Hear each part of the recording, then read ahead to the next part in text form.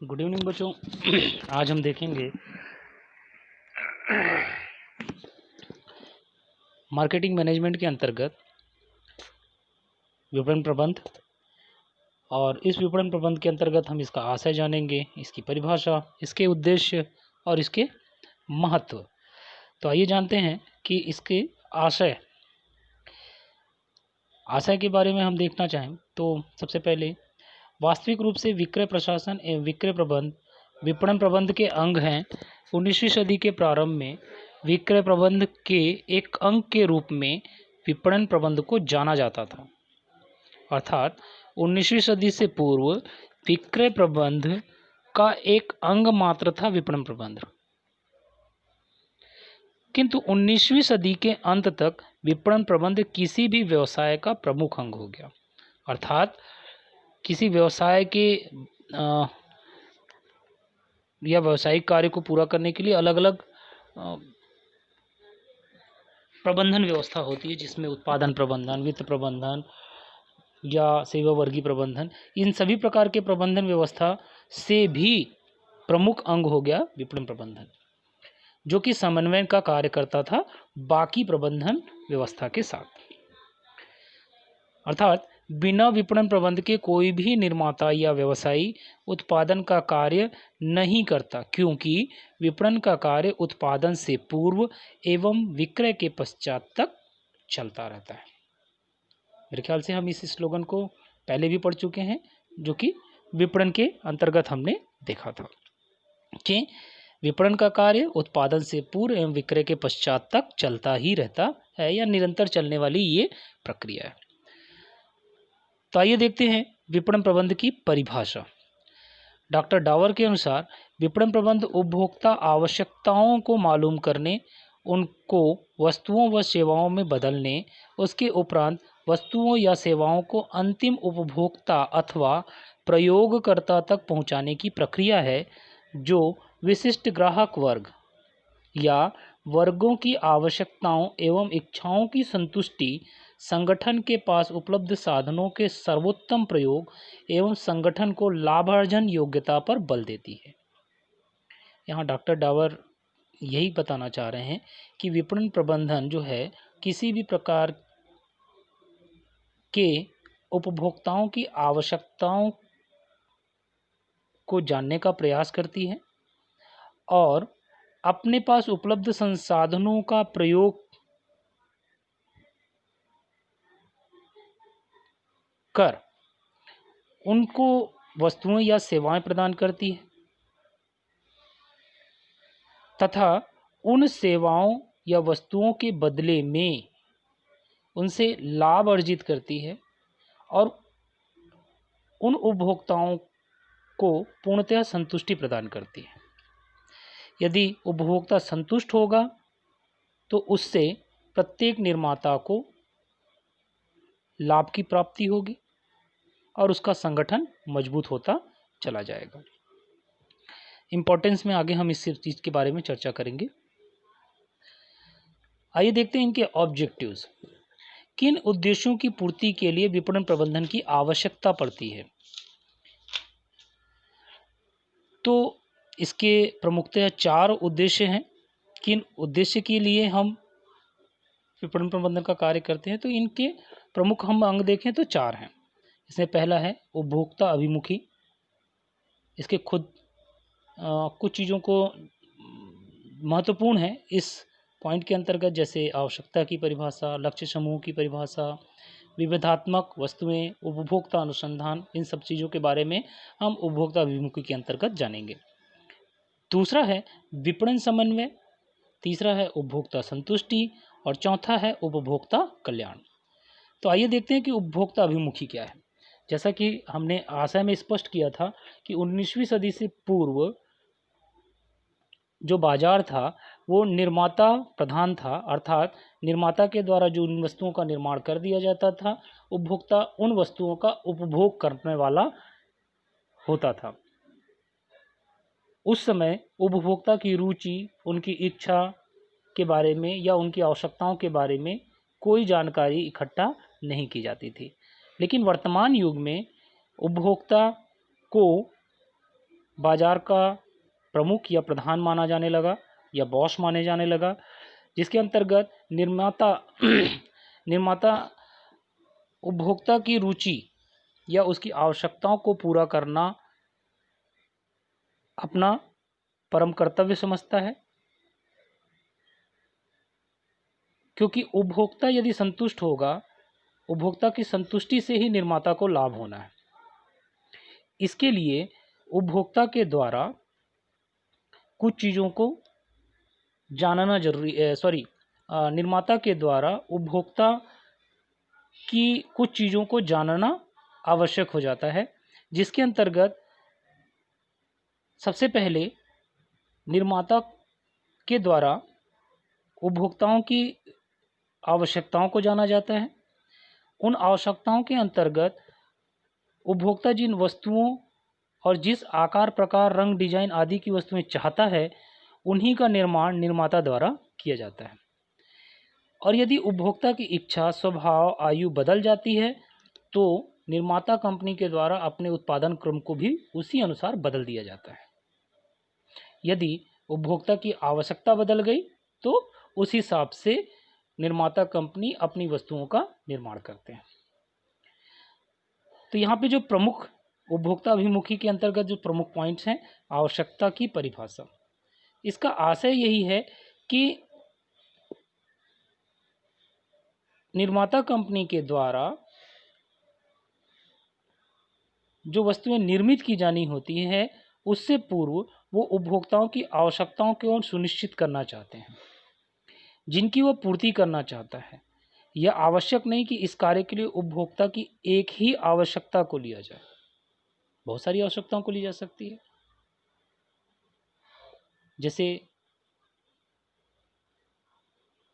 खाद्य पदार्थ की, कपड़े, दैनिक दिनचर्या की उपयोग की वस्तुएं, इन सब चीज़ों की आवश्यकताओं के बारे में जानकारी प्राप्त की जा सकती है। उपभोक्ता की कई आवश्यकताएं भी निर्माता के द्वारा ली जाती है। इन आवश्यकताओं का पता लगाने के लिए एक निर्माता द्वारा उपभोक्ता अनुसंधान कार्य किया जाता है, और आज के समय में निर्माता कंपनियों के द्वारा उपभोक्ता अनुसंधान पर सबसे ज़्यादा व्यय किया जाता है। यह उपभोक्ता अनुसंधान बराबर चलते रहते हैं, क्योंकि समय अनुसार उपभोक्ता की रुचि, उनके रंग, डिजाइन और आकार, प्रकार की जो आवश्यकताएं हैं वो बदलती रहती हैं। तो उनकी आवश्यकता के अनुरूप ही निर्माता कंपनी अपने उत्पादन कार्य करते हैं।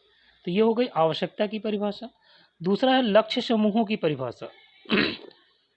किसी भी निर्माता कंपनी के द्वारा पूरे बाजार तक पहुंचना संभव नहीं है या प्रत्येक उपभोक्ता तक एक ही बार में पहुंच जाना संभव नहीं है। इसके लिए वो अपना एक लक्ष्य निर्धारित करते हैं। वो कुछ चुनिंदा बाज़ारों का चयन करते हैं। पहले उन बाज़ारों में अपने उपभोक्ताओं को पूर्ण संतुष्ट करते हैं। फिर शनय शनय वे अपनी जो बाज़ार का निर्माण का विस्तार है वो करते चले जाते हैं। जिस प्रकार से एक मोबाइल कंपनी जो मान लेते हैं नया नया इंस्टॉल की हुआ हो या भारत में नई नई आई हो, वो अपना एक कार्य क्षेत्र या बाज़ार पहले सुनिश्चित करती है। उस बाज़ार के, उसे बाज़ार ही कहा जाए कि एक पर्टिकुलर क्षेत्र, जैसे कि मान लेते हैं मुंबई में कोई मोबाइल कंपनी आती है, तो वो अपने मुंबई के ग्राहकों को पूर्णतः संतुष्ट करती है। उसकी संतुष्टि के उपरांत वह अन्य क्षेत्रों के ग्राहकों को संतुष्ट करने का प्रयास करती है। अर्थात पहले कुछ क्षेत्र, उसके उपरांत अन्य क्षेत्रों के ऊपर उनका ध्यानाकर्षण जाता है और धीरे धीरे वो पूरे बाजार को ऑक्यूपाइड कर लेते हैं। तीसरा है विभेदात्मक वस्तुएं। किसी भी प्रकार के निर्माता के द्वारा प्रत्येक ग्राहक को संतुष्ट करना या प्रत्येक ग्राहक की कहूँ तो इच्छा या आवश्यकता अलग अलग होती है। अतः उसके अनुसार से प्रत्येक उपभोक्ता के दृष्टि से एक ही प्रकार की जो वस्तु होती है वो प्रत्येक उपभोक्ता को नहीं दिया जा सकता। दो दोस्त होते हैं, दो दोस्तों की अगर वो जीन्स खरीदने जाते हैं तो दोनों की चॉइस अलग अलग हो जाती है। किसी का रंग अलग हो सकता है, दोनों के डिजाइन एक से पसंद हो सकते हैं, लेकिन दोनों की चॉइस अलग अलग रंगों की हो सकती है। हो सकता है कि दोनों के रंग एक हों, लेकिन दोनों के आकार प्रकार अलग अलग हों। किसी को नैरो नैरो चाहिए तो किसी को थोड़ा बेल बटन जीन्स चाहिए। हो सकता है कपड़े की क्वालिटी में चेंज चाहिए हो। तो इन आवश्यकताओं को ध्यान देते हुए या प्रत्येक ग्राहक की रुचि को ध्यान में रखते हुए उनके आकार, रंग, डिजाइन आदि से संबंधित वस्तुओं का निर्माण किया जाता है और उनकी आवश्यकताओं की पूर्ति की जाती है।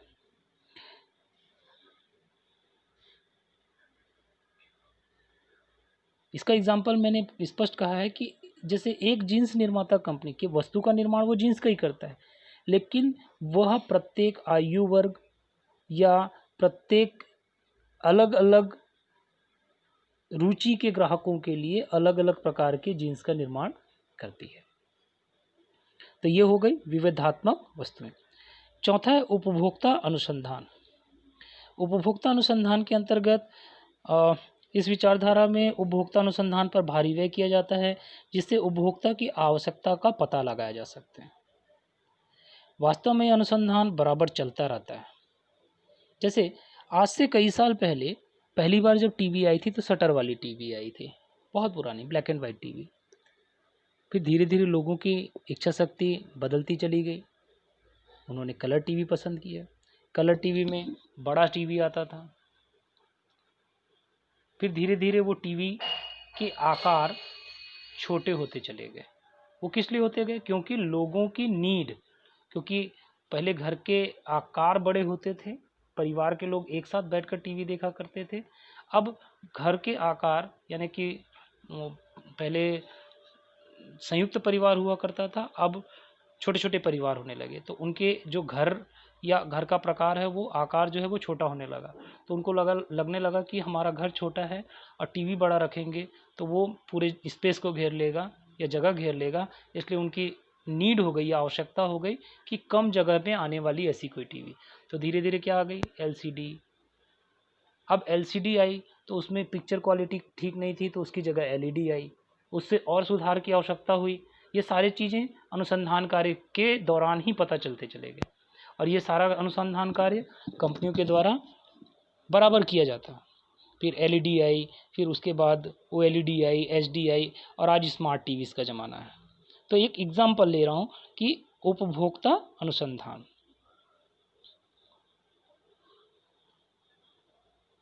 इसका मुख्य कारण यह है कि उपभोक्ता की बदली हुई आवश्यकताएं, रुचियों का पता एक निर्माता को अवश्य ही रखना चाहिए, जिससे कि उत्पादन को उसी प्रकार परिवर्तित किया जा सके। जैसा मैंने अभी बताया कि पहले संयुक्त परिवार थे तो बड़ी टीवी रखी जाती थी, लेकिन परिवार छोटे होते गए, जगह छोटी होती गई, उनके पास स्पेस कम होते गए, तो उन स्पेस में रखने के लिए टीवी, मैंने एग्जाम्पल में टीवी लिया है, आप और भी बहुत सारी चीज़ें ले सकते हैं। फिर सुंदरता के दृष्टिकोण से भी इन स्मार्ट टीवीज़ को पसंद किया जाने लगा। और आज शायद लोगों की अपनी अपनी पसंद या उनकी कहा जाए कि कुछ व्यक्तिगत रुचि को ध्यान में रखते हुए आजकल उन टीवीज़ को मोबाइल में या उन टीवी का स्थान मोबाइल ने ले लिया है। लोग अपने मोबाइल में ही उन टीवी के चैनल्स का आनंद लेते हैं, क्योंकि एक घर में एक टीवी है और उसमें वो सारे चैनल अपनी अपनी रुचि के चैनल नहीं देख सकते, तो उन सारे टीवी चैनल्स को मोबाइल पे दे दिया गया। प्रत्येक व्यक्ति अपने कमरे में या अपने सुविधा अनुसार उन चैनल्स का आनंद उठाते हैं। तो इसका कह सकते हैं बहुत बड़ा जो आज बदलाव देखने को मिल रहा है, उसका प्रमुख कारण उपभोक्ता अनुसंधान ही है। फिर चलते हैं हम ऑब्जेक्टिव नंबर 2, किन उद्देश्यों को लेकर विपणन प्रबंध स्थापित किए गए। तो दूसरा है विपणन समन्वय। जैसा कि हम पूर्व विचारधारा की बात करें तो आज से जब 19वीं सदी की बात करते हैं तो उस दौरान केवल निर्माता प्रमुख था और वस्तुओं का निर्माण किया जाता था, तो अलग अलग प्रबंधन व्यवस्थाएं थी। जैसे एक उत्पादन का प्रबंधन व्यवस्था था, वहाँ का एक अलग हेड हुआ करता था या उसका एक प्रमुख अधिकारी हुआ करता था। वित्त का अधिकारी, प्रमुख अधिकारी अलग हुआ करता था। उसके बाद सेवावर्गीय प्रबंध यानी कि जो कर्मचारियों की नियुक्ति करने वाले अधिकारी का अलग प्रबंधन व्यवस्था था। इस तरीके से ये सारी प्रबंधन व्यवस्थाएं अलग अलग थी। लेकिन आधुनिक विचारधारा के अंतर्गत और उस समय के लोग अपने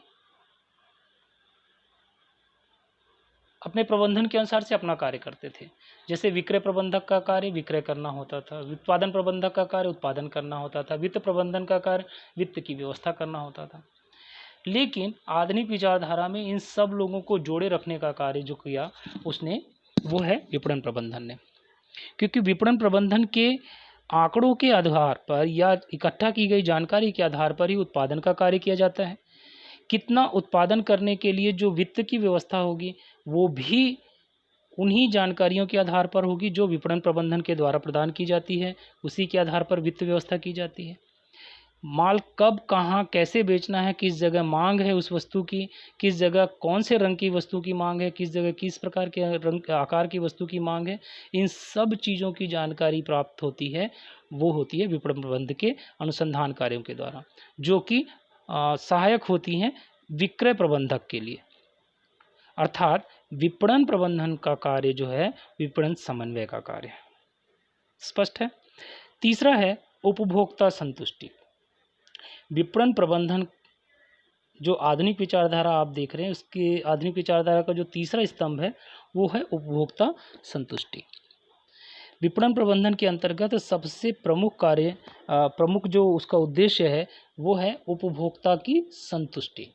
यदि उपभोक्ता संतुष्ट होगा तो ही निर्माता के द्वारा वस्तु का किया गया निर्माण कार्य सफल माना जाएगा। यदि उपभोक्ता संतुष्ट नहीं है तो निर्माता के द्वारा उत्पादित की गई वस्तु किसी उपयोग के लायक नहीं होगी, क्योंकि उसे उपभोक्ता पसंद नहीं करेंगे और वो वस्तु निर्माता के पास ही रह जाएगी। यदि वो वस्तु निर्माता के पास ही रह जाती है, विक्रय योग्य नहीं रहती है, तो उससे निर्माता को हानि होगी। अर्थात और उसका दूसरा रूप ये है कि यदि उपभोक्ता उससे संतुष्ट होता है तो वह बार बार उन वस्तुओं को खरीदने का प्रयास करता है। दुकान में जाने पर या शॉप पे जाने पर, बाजार में जाने पर उन्हीं वस्तुओं की मांग करता, नहीं मिलने की दशा में वह अन्य स्थान की ओर अग्रसर हो जाता है। उपभोक्ता व्यावसायिक क्रियाओं में सबसे ऊपर रहता है और उसको संतुष्ट बनाए रखने से व्यवसाय का दीर्घकालीन ख्याति बनती है, जो उपभोक्ता को पुनः क्रय करने के लिए विवश करती है।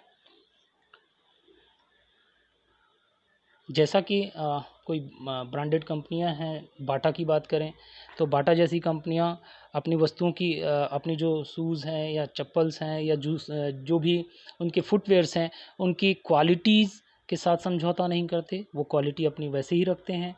उनकी कीमत, वास्तविक कीमत या ऐसी कीमत रखने का प्रयास करते हैं जो उपभोक्ता द्वारा क्रय की जा सके। ऐसी वस्तु का निर्माण करते हैं या गुणवत्ता योग्य वस्तुओं का निर्माण करते हैं, जिससे पाकर ग्राहक संतुष्ट होता है या उपभोक्ता संतुष्ट होता है, तो वो बार बार उन्हीं वस्तुओं का प्रयोग करना चाहेगा। और शायद इसीलिए आज ऐसी कंपनियों को हम नाम से जानते हैं। तो इसे कहते हैं किसी निर्माता कंपनी की ख्याति, जिसका वो लाभ जीवन पर्यंत तक लेते रहते हैं। और कई कंपनियां तो ऐसी हैं जो अपना स्लोगन ही इस प्रकार से रखते हैं जिससे वो अपने ग्राहकों को संतुष्ट कर सकें। जैसे किसी के द्वारा स्लोगन लिखा जाता है, हम विक्रय करने की अपेक्षा ग्राहक को खुश रखने में अधिक रुचि रखते हैं। हम प्रत्येक ग्राहक को पूर्ण संतोषप्रद सेवा देने के लिए चेष्ट हैं। इस प्रकार के स्लोगन के माध्यम से वह अपनी ओर उपभोक्ता को आकर्षित करते हैं। चौथा है उपभोक्ता कल्याण। तो विपणन प्रबंधन का जो उद्देश्य है वो है उपभोक्ता के लिए कल्याणकारी कार्य करना। आधुनिक विचारधारा का यह सबसे नवीनतम स्तंभ है, जो कि इससे पहले कभी नहीं था। पहले 19वीं सदी से पूर्व हम देखते थे कि कभी भी निर्माता कंपनियां वस्तु को विक्रय करना ही मूल उद्देश्य मानते थे। ये वो नहीं देखते थे कि इस वस्तु के निर्माण का ग्राहक के स्वास्थ्य पर या ग्राहक के जीवन स्तर पर क्या प्रभाव पड़ने वाला है। लेकिन वर्तमान समय में जो निर्माता कंपनियां हैं वो अपने उपभोक्ता के कल्याण के बारे में अवश्य विचार करती है, जिसके अंतर्गत उपभोक्ता की संतुष्टि और कंपनी के विपणन कार्यों में समन्वय ही आवश्यक नहीं है, बल्कि यह भी आवश्यक है कि दीर्घकाल में उपभोक्ता के कल्याण का भी ध्यान रखा जाए, जिससे कि सामाजिक कल्याण हो सके। आज के युग में विपणन को समाज कल्याण से अलग नहीं किया जा सकता। प्रत्येक निर्माता का यह कर्तव्य है कि समाज कल्याण को ध्यान में रखें। यदि ऐसा नहीं किया गया तो सरकारी हस्तक्षेप अवश्यभावी हो जाएगा, जिसका उस पर बुरा प्रभाव पड़ेगा। अतः सामाजिक दृष्टिकोण को ध्यान में रखकर ही विपणन क्रियाएं की जानी चाहिए। इसके एग्जाम्पल के तौर पे हम बहुत ही अच्छे से ले सकते हैं कि कुछ कंपनियां ऐसी हैं या कुछ निर्माता कंपनियां ऐसी हैं जो अपने स्लोगन इस तरीके से रखती हैं, जो ये दर्शाती हैं या वो ऐसा प्रस्तुत करते हैं कि वो समाज का समाज के कल्याण के लिए या उपभोक्ता के कल्याण के लिए कार्य कर रही हैं। जैसे एक शांति आंवला तेल है, जो अपने स्लोगन में लिखता है कि हमारा कुछ प्रतिशत हिस्सा, लाभ का कुछ प्रतिशत हिस्सा गरीब बच्चों की शिक्षा के ऊपर व्यय होगा। जैसे प्रॉक्टर एंड गैम्बल भी लिखता है कि हम गरीब बच्चों की मुफ्त शिक्षा की व्यवस्था करने में लगे हुए हैं, या अपने लाभ का कुछ हिस्सा हम स्कूल शिक्षा के लिए प्रदान करने वाले हैं। ऐसे ही आपदा की स्थिति में कई निर्माता कंपनियां या कई निर्माता के द्वारा कुछ विशेष दान दिया जाता है। सिगरेट बनाने वाली कंपनियां अपने सिगरेट के पैकेट में स्लोगन लिखती है कि यह स्वास्थ्य के लिए हानिकारक है। बड़े बड़े पोस्टर छापती हैं, लेकिन बेचती हैं, वस्तुएं बेच रही हैं। एक सिंपल सा एग्जांपल लेता हूं कि हम सब ने देखी होगी मूवी लगान। ठीक है, हम सब ने मूवी देखी है लगान, लेकिन लगान मूवी के संबंध में ये भी जान रहे होंगे आप लोग कि इस मूवी के लाभ का बहुत बड़ा हिस्सा उस क्षेत्र जहाँ पर ये फिल्म का निर्माण किया गया, जिसको भुज गांव की बात करते हैं, तो वहाँ के पुनर्निर्माण में भी व्यय किया गया था। तो ये थे उपभोक्ता संबंधी कल्याण कार्य, उपभोक्ता कल्याण का कार्य। तो यहाँ पर जो ऑब्जेक्टिव्स हैं, किन ऑब्जेक्टिव्स को लेकर विपणन प्रबंधन का कार्य किया जाता है, तो पहला है उपभोक्ता अभिमुखी, दूसरा है विपणन समन्वय, तीसरा है उपभोक्ता संतुष्टि, चौथा है उपभोक्ता कल्याण। अब देखते हैं इसके इम्पोर्टेंस यानी महत्व। तो पहला है, हम इसको अलग अलग रूप में देख लेते हैं, उपभोक्ता के लिए, व्यवसायी के लिए, समाज के लिए और राष्ट्र के लिए। तो सबसे पहले देखते हैं उपभोक्ता के लिए किस प्रकार से ये महत्वपूर्ण है। सबसे पहला, उपभोक्ता को अच्छी वस्तु कम कीमत पर उपलब्ध हो जाती है। क्योंकि हम पहले ही जान चुके हैं कि विपणन प्रबंधन के अंतर्गत उपभोक्ता की रुचि, उनकी पसंद, उसके आधार पर वस्तुओं का निर्माण किया जाता है। तो चूंकि निर्माता कंपनियों के द्वारा उपभोक्ता की रुचि जान ली गई होती है कि उसे कम कीमत पर अच्छी वस्तु चाहिए, उसी के आधार पर उन वस्तुओं का निर्माण किया जाता है, जिससे उपभोक्ता को लाभ होता है। धन का सदुपयोग, यदि कम कीमत पर उन्हें अच्छी वस्तु मिलेगी तो शेष बचे हुए धन से वो दूसरे अपने इच्छाओं की पूर्ति या आवश्यकताओं की पूर्ति कर पाएंगे। तीसरा है जीवन स्तर में सुधार। यदि उपभोक्ता के द्वारा अच्छी गुणवत्ता युक्त वस्तुओं का उपयोग किया जाएगा तो उसके जीवन स्तर में भी क्या होगा, सुधार होना प्रारंभ हो जाएगा। चौथा है उपभोक्ता की जानकारी में वृद्धि। क्योंकि विपणन प्रबंधन के अंतर्गत उपभोक्ता को जागरूक करने के लिए बीच बीच में विज्ञापन आते रहते हैं या विज्ञापन दिए जाते हैं या उपभोक्ताओं को जानकारी दी जाती है, चाहे वो विज्ञापन के माध्यम से हो, चाहे वो न्यूज़पेपर के माध्यम से हो, या टेलीविज़न के माध्यम या किसी अन्य माध्यम का या इलेक्ट्रॉनिक मीडिया के माध्यम से ही सही, उपभोक्ताओं को जानकारी उपलब्ध कराता है। तो उससे उपभोक्ताओं की जानकारी में वृद्धि होती है कि किसी वस्तु की कीमत, जैसे हम ज़्यादातर लोग आज अमेज़ॉन और फ्लिपकार्ट को जानते हैं, कम कीमत पर वस्तुएं या अलग अलग कीमत की वस्तुएं, तो इसके बारे में हम जानकारी रखते हैं, आए दिन उसमें सर्च कर लेते हैं कि आज इस वस्तु की कीमत क्या है, बाज़ार में कीमत क्या है, अमेज़ॉन में क्या है या फ्लिपकार्ट में क्या है, हम कहाँ से ख़रीदना पसंद करते हैं। तो ये उपभोक्ताओं की जानकारी में वृद्धि करते हैं, उसका प्रमुख कारण है विपणन प्रबंधन। फिर है विक्रय के उपरांत की भी सुविधा का मिलना। विक्रय के उपरांत जैसे गाड़ी हम परचेस करते हैं उसकी सर्विसिंग की सुविधा, यदि कोई हम फ़ैन लेते हैं तो उसके बिगड़ने पर उसकी वारंटी गारंटी अगर होने पर उसके सुधार कर या रिप्लेस करने की सुविधा। मोबाइल जैसी कंपनियां जो हैं वो भी आज के समय में वारंटी या गारंटी देती हैं, यदि बिगड़ती है तो उसे सुधार कर देना, यदि पूरी तरह ख़राब हो जाती किसी कारणवश, किसी त्रुटिवश या तकनीकी त्रुटिवश तो उसे बदल कर देना।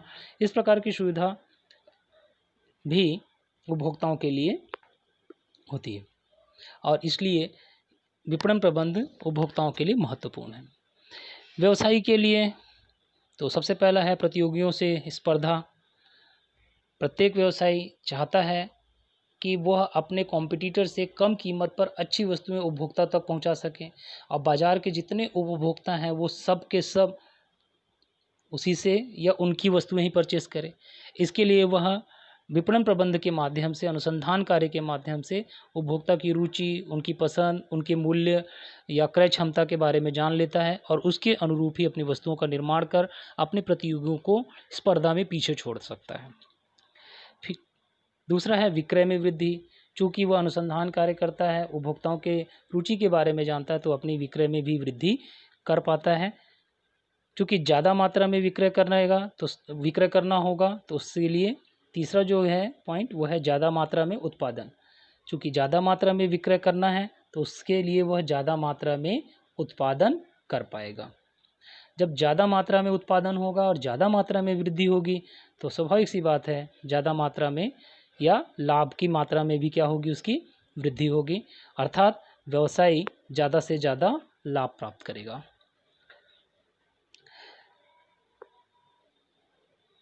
लाभ के साथ साथ चूँकि वह उपभोक्ताओं को संतुष्ट करता है इसलिए उसकी ख्याति में वृद्धि होगी। और यदि एक व्यवसायी अपने एक व्यवसाय को आगे बढ़ाने में सफल होता है, लाभ कमाता है और ख्याति कमाता है तो वह उसके व्यवसाय में भी दिन प्रतिदिन वृद्धि होती चली जाती है। जैसे एक व्यवसायी जिसकी कपड़े की शॉप थी, आज वो धीरे से ज्वेलरी शॉप, फिर वो बाइक का शोरूम, इस प्रकार से अन्य व्यवसाय में भी वृद्धि उसकी होती चली जाती है। इसका प्रमुख कारण है विपणन प्रबंधन। समाज के लिए किस प्रकार से विपणन प्रबंधन प्रमुख क्या कह सकते हैं, महत्वपूर्ण है। तो समाज के लिए विपणन प्रबंधन के माध्यम से रोजगार में वृद्धि होती है। अगर उपभोक्ताओं की रुचि और इस संबंध में जानकारी हो जाती है तो नए नए प्लांट स्थापित होंगे और नए नए प्लांट स्थापित होंगे या नए नए इंडस्ट्रीज स्थापित होगी तो स्वाभाविक सी बात है वहाँ पर रोजगार में भी वृद्धि होगी। कालाबाजारी से मुक्ति होगी। कालाबाजारी से कैसे मुक्ति होगी, तो निर्माता के द्वारा अपनी वस्तुओं की जानकारी उपभोक्ता तक सीधे पहुंचाने या किन्हीं माध्यमों से पहुंचाने से बाजार में कालाबाजारी रुक जाएगी।